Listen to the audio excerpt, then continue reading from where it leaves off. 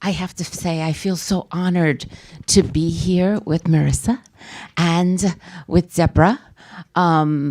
This is my third time watching the film, and it still takes my breath away. And so let's have a conversation and dig in. I'm not going to sit. I'm one of those fidgety people, and I'm afraid that I'll fall out of the chair in front of you. So to avoid ourselves that whole commotion, I'll just stand and moderate from here. So I would love for you to introduce yourself again and talk a little bit about your career. This is such a fabulous film. I have several questions, but let's start with, please introduce yourself and talk to us a little bit about your career trajectory. First, thank you all so much for coming again and for sitting through this. I know it can be a difficult film. I also just want to call out to wonderful Lindsay Meyer-Bug, who did the beautiful animation you saw. So please take a bow, Lindsay. Please stand. Stand, Lindsay. Stand. She is so talented, and I just want you all to know this is also the first time we're meeting in person, because we did this all remotely. And of course, Deborah Shaffer, who made this possible too. I mean, first-time filmmaker, nobody wanted to, take me seriously, so I knew I needed to have a serious producer, and it doesn't get more serious than Deborah. She's an Academy Award winner, and she's a pioneering woman in film. So she deserves a huge round of applause. And also Ari Storch for being, one of our executive producers, and Atina Grossman, who's one of the NEH scholars who also believed in this project and taught me so much about what to pay attention to. She is an incredibly prolific author and expert on women, gender and genocide, Holocaust, you name it. There isn't an area you haven't written about. So I'm truly honored. And I'm sure there are more people here who I'm forgetting, but thank you so much. So what was the question? The question was for each of you to introduce yourselves and say a little bit about your career. So I'm a journalist primarily. This is my first film, and as you can tell, I've aged a lot since I started filming, and the kids have all grown up.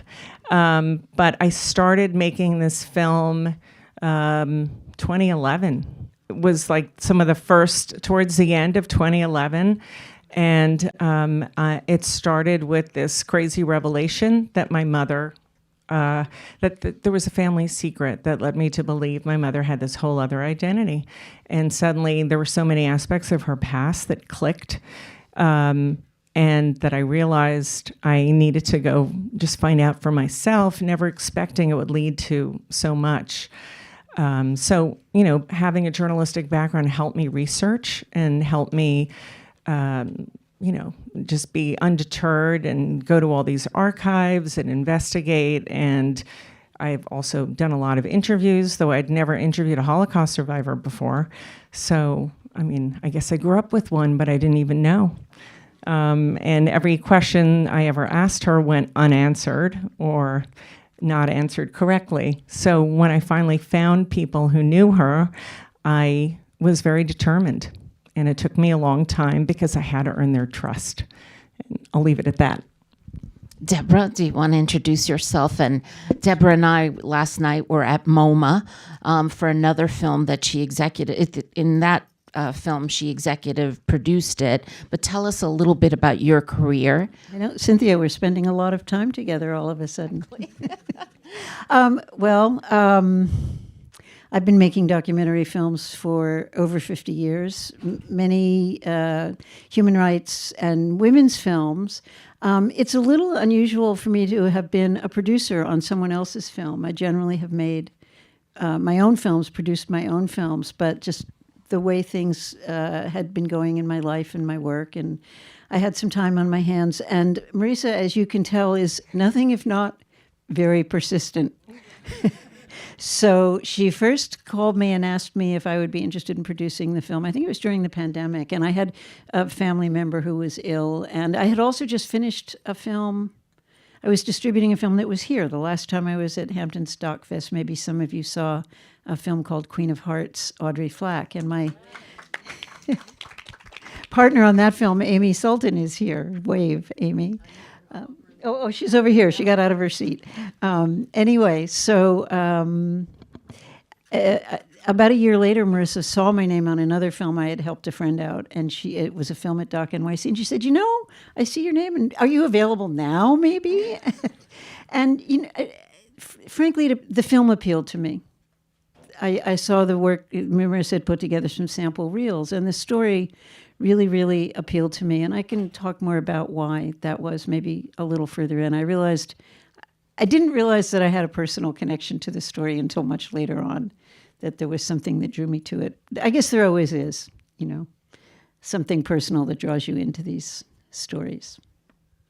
Absolutely. I think the universal topic is understanding our mothers and what we perceive our mother to be. When I was growing up, I didn't mention before, but I'm the CEO of New York Women Film and Television. And before taking that post, I used to be the commissioner of media and entertainment for New York City. But I spent close to 15 years at PBS with a series called POV. And my mom always used to say, I'm an activist. And I always looked at her and I said, but you wear pearls and high heels. And, and she's like, what does that have to do with anything?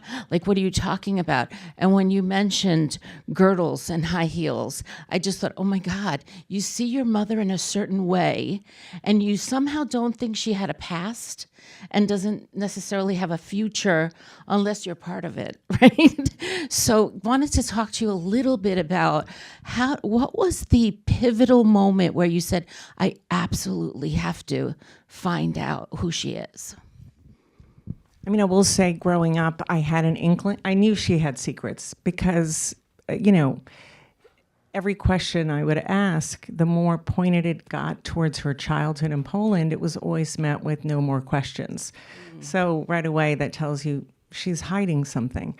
But I didn't know what she was hiding. Every now and then she would say, you won't be able to handle it.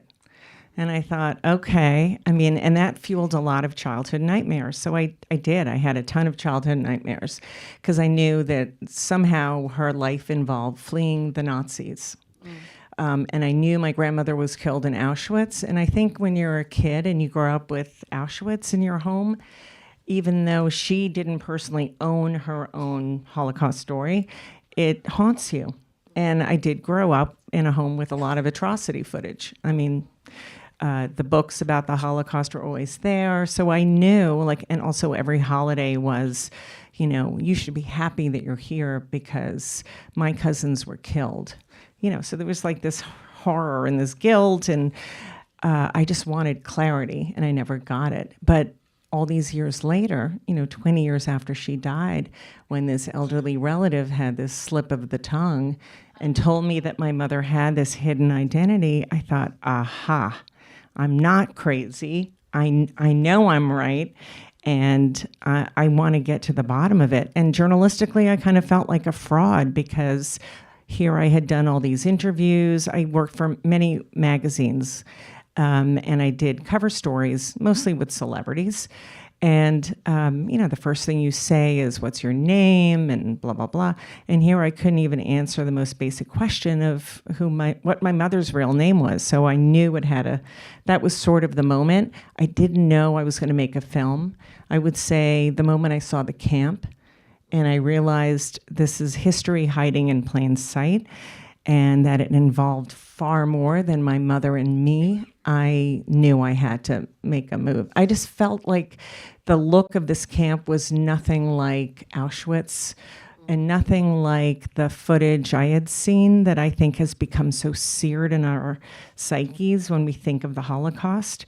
And there was one trip where I walked in to the camp and there was a car pulled up, and I naively thought, oh, maybe they're also descendants. And there were local kids who would come to paintball. That scene didn't make it in the movie. And in fact, there was that scene where you see these neon stripes inside the factory. And I thought, my God, history's already not only being erased, it's being repurposed. And so that was another thing that made me want to turn this into a movie. Well, Tell them what happened to the factory after you filmed there. They demolished it. They demolished it shortly thereafter.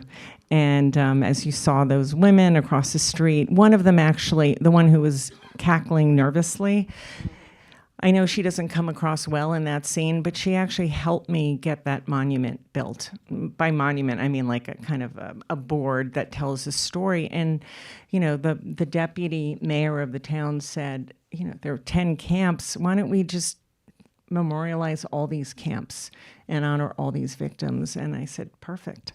Definitely, when I saw the clip at the end, I just kept on thinking the power of film and the power of a filmmaker who's determined to tell a story. For them, this was real estate. And I kept on thinking, oh my goodness, what's going to happen to the building? So this is an amazing update. I had 2 quick technical questions. How many countries did you visit in your quest? Because I was trying to count them, you know, back here, and I didn't get to finish. Okay, I'm going to count on my fingers. So clearly all around the United States, Germany, Poland, Czech Republic, Israel, Australia, Sweden, England, Australia. Yeah, Israel, I said, right? So that's 9. 9 countries. Oh, Canada. So 10 countries and various parts of the United States. And then I wondered, when you found the notebook, I had written it down that it was somewhere near, I have to say, 3343 in terms of the time code when you found the notebook where she had her feelings. When you identify the photos, is that her handwriting? Or is that just a script that you... No, those are all those original handwritings. On the photograph. Oh, yeah. So Lindsay can speak to that. Like, it was very important for me to honor each girl, each woman individually, their individuality, because I think there's a tendency to think of Holocaust survivors as a group, right? And that dehumanizes. You know, like giving them a number is dehumanizing, and thinking that they're all going to be the same is dehumanizing. So I went in and we looked for their different handwritings, which became kind of difficult to do stylistically. So we tried to copy their signature, right, Lindsay? Like, yeah. Thank you. Yeah, I guess we tried to not label them, so not objectify them in a way. But I think originally, right, we tried to pull their names directly from the text, and some of them are just completely illegible. You know, they're kids and they're just kind of scribbling. But so we kind of enhanced some of them or built a whole font, kind of, well, not a complete font, but most of a font that was inspired by their handwriting. Beautiful. So it's a beautiful cinematic detail, for sure. Deborah, tell us a little bit about, so this filmmaker comes to you at Doc NYC, is it? Well, she called me after Doc, and I mean, we both live in New York, so Tell and us we know a little, know people in common. Tell us a little bit about how this creative process and collaboration started. How did it start? Well, it started with Marisa asking me several times to come on board, and I would say in the beginning we were still. Marisa had done most of the filming when I got involved. Not all of the scholar interviews were completed. The last interview that Marisa shot, which I remember we talked a lot about the necessity to get it done, was with Ben Ferentz, who's the last surviving prosecutor from the Nuremberg trials, who passed away, by the way, shortly after Marisa interviewed him. And she had to do that interview over Zoom because he was, at the time, very elderly and a little vulnerable, living in Florida, and didn't want a crew to come and film in his home. So he had just come out of the hospital. Oh, that's right. He had just been in the hospital. He had COVID, and yeah, so he had just been in the hospital. So anyway, the film was mostly shot. So, but Marisa had kind of been doing this, well, the way many independent films are done, whether you've made a lot or none. It was done, with a credit card and a wish and a prayer, and she had spent a lot of her own money and her own. She used to call it how I spent my summer vacation, because it was summer after summer. One of the kids would go with her to. somewhere. So anyway, we had to raise money. The first thing really was fundraising and grant writing, and the infamous, sadly now gone, NEH program. Marisa was also one of the last people who got all of her money out of the NEH right before the grants were. They were actually canceled. She was still technically a grantee, but And thank we you, had Susan from CID for being proactive. They said, yeah, "You gotta get yeah. it We on had the a fiscal sponsor who saw the writing on the wall and said, "We got to get everything out now." But so I would say for a couple of years, I've been on the film for about 4 years. So first it was mostly fundraising, and then beginning the editing, helping put together the team. I mean, the editor of the first editor of the film, Rachel Reichman, was somebody who I had worked with, who cut the film that I mentioned before, Queen of Hearts, Audrey Flack, and Rachel cut for a long time on the over a year really, and it was just feedback and advising and sounding board and hand holding and all the things producers have to do. So from 2011 to 2025. It's quite a bit of a journey, huh? Now, I see the time. I'm not going to ignore you. I'm recognizing you. I love recognizing people. time. But we have to get a couple of questions, right? We can go to a couple of public questions. Oh, I'm sorry. Yes, here. Deborah, Marisa, thank you so much. Thank you so much, Deborah, that you followed your instincts on this. It's just, I'm sure we've all seen hundreds of films of the Holocaust. What you've done is not only tell their story, but now I feel you brought those women a moment in their life that's just amazing. But I do want to ask you, because my mother asked me to go to Poland. It was 2000, and we went to her little town, and as we entered, we had a Polish guide who said some very revealing things about the Polish people and the Holocaust. And as we entered in the year 2000, there on the wall in the little town was a huge swastika. So I wonder what town, because we had that happen too. We had one of the first trips where I took our oldest son. We were walking down the main street where my great-grandparents had their store in Sosnowiec, and there was a bar, and these football hooligans came out, and here I thought, I don't look Jewish, whatever that means. I'd been told that, whatever. And of course I look Jewish. First of all, when you go to Poland, there are not a lot of people. But what is Jewish? Olive skin, dark hair? I don't know. There aren't a lot of people that look like me in Poland, oddly. So we're walking down the main street, and I'm with my son, and they start coming at us and screaming, Juden raus, Holocaust. And then, I originally had that in an earlier cut, and we took it out, and there was a swastika across the street. Oh, yeah. Regina's her family's from Łódź. Yeah. So I encountered anti-Semitism, but on the whole, I was actually very happy to meet Poles because many of them were very happy to do the research into the Holocaust. A lot of them felt they needed to. They wanted to come to terms. And I met some of the smartest, most engaged humanitarian people on those trips. I have some dear, dear friends. So, my mother did instill in me a fear of Poles growing up, but she had Polish friends. So I knew it was sort of like this, to me, I guess it has to do with when you feel uprooted from a place, from your home. It carries love and loss in such huge amounts that, of course, it becomes unbearable. So I think it was very hard. She could never go back. So my first time there, I was scared. I really was. But then I went back 8 times. So I'm being beckoned because of the time. So, but there will be an opportunity for people to ask her questions in the hallway as we go out. But is there any last thing that you want to say? Please vote. Please vote. They're collecting cards outside.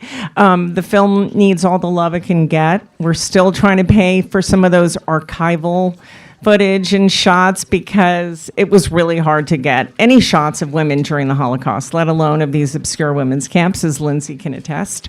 And please vote. Please follow us on Instagram and pick up one of my cards and sign up for my newsletter and stay in touch. Thank you. Thank you. Amazing film. Thank you. Thank you.